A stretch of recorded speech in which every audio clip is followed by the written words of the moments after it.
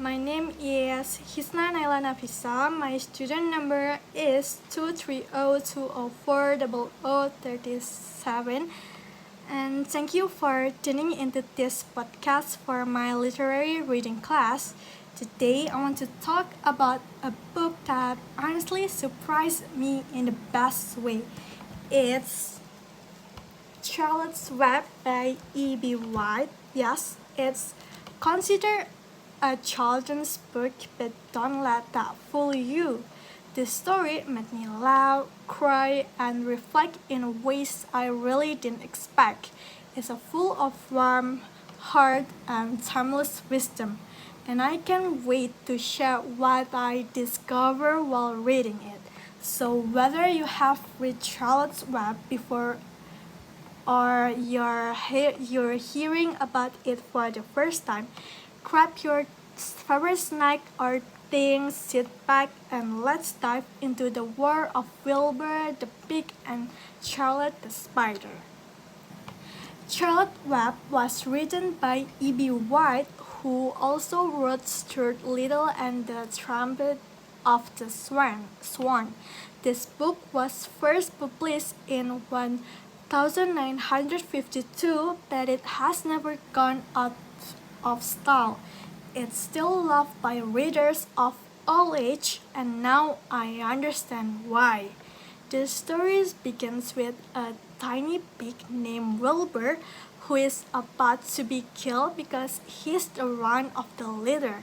He is rescued by a little girl named Fern who raises him like a baby.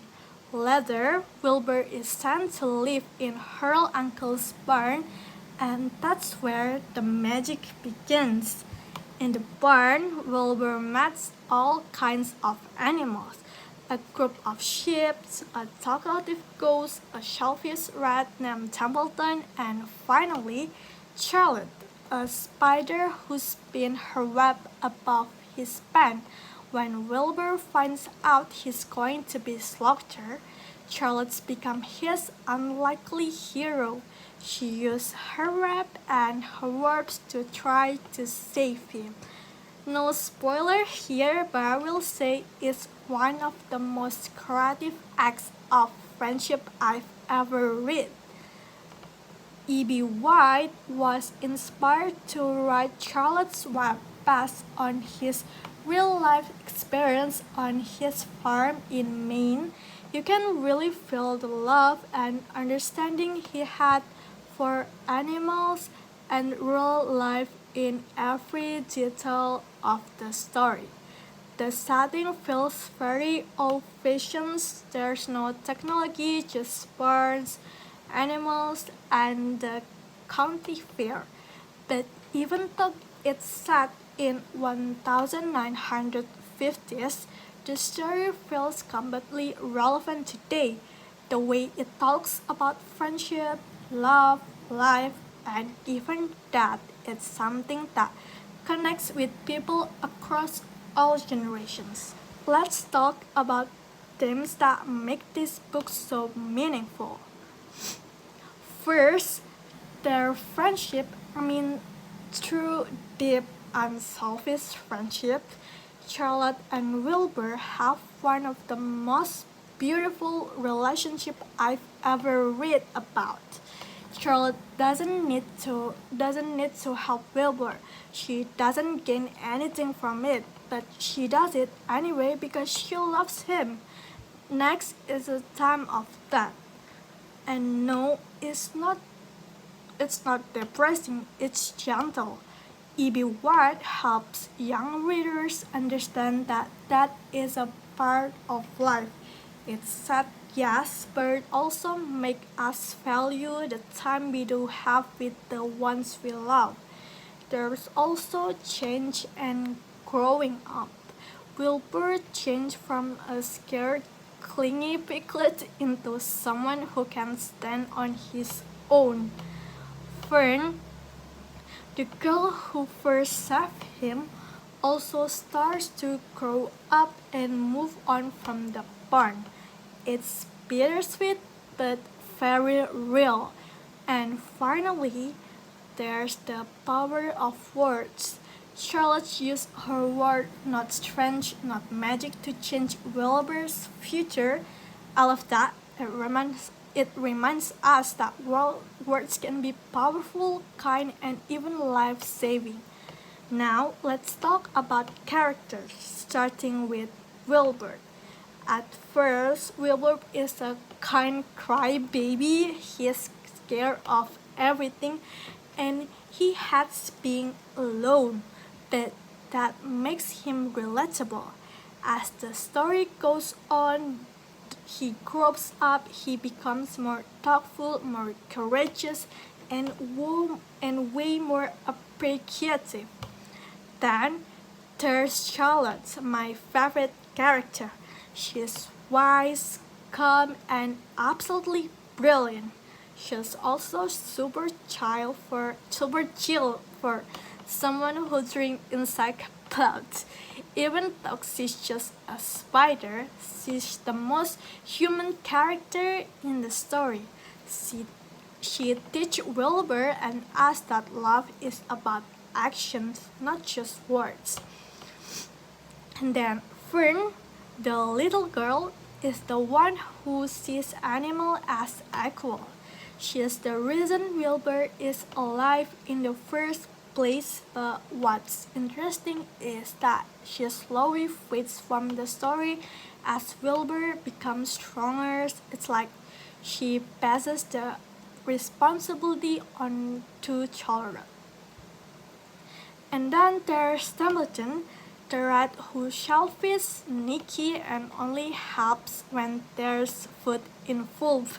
But even he has a role, sometimes people or rats who are not perfect still end up helping in their own way. So, why did I think of Charlotte's Web? Honestly, I love it. The writing is simple but beautiful. E.B. White doesn't try to be fancy, he just tells the story with heart. Every sentence feels calm and thoughtful, like he's gently walking us through Wilbur's world. The, strong, the strongest part for me was Charlotte's character. Her quiet strength, her gravity, and her loyalty made her unforgettable. Her web is not just for catching flies, it becomes symbols of love, trust, and sacrifice.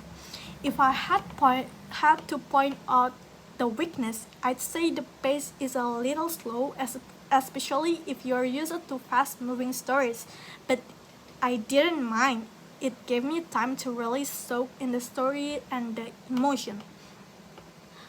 I'll admit it, I teared up not because it was sad in a bad way, but because it was so real. It made me appreciate my own friendship more. It made me think about how we remember the people who helped us even they were gone. Now the big question is Charlotte Web still relevant? My answer is a big yes. In a world that feels louder, faster, and more stressful every day, this book reminds us to slow down. It teaches us to listen, to care, and to never take our friends for granted. It reminds us that even small acts of love can have a huge impact, whether you're 10 years old, or 30, or even 70, this story still speaks to you. Will I recommend Charlotte Web? Absolutely, whether you're a kid just starting to explore books or an adult who wants something meaningful and gentle to read, this book is a great choice.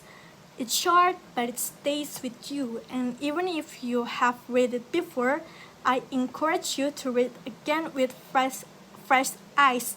You'll be surprised by how much it still touches your heart. To wrap it up, this podcast, I just want to say Charlotte's Web is more than just a story about a pig and spider. It's about loyalty, love, letting go, and the incredible strength that quiet kindness can have. One of my favorite quotes from Charlotte is, "You'll have been my friends then that in itself is a tremendous thing. That line says it all. Thank you so much for listening to my podcast. I'm Khisna Naila Nafisa, and this has been my review of Charlotte Web by E.B. White, this book. I hope you check out the book or maybe rewrite it with a new perspective. Until next time, be kind, be curious, and appreciate the people or spiders who make your life better. Bye for now, and thank you for I'll say thank you again for listening me. See you next time.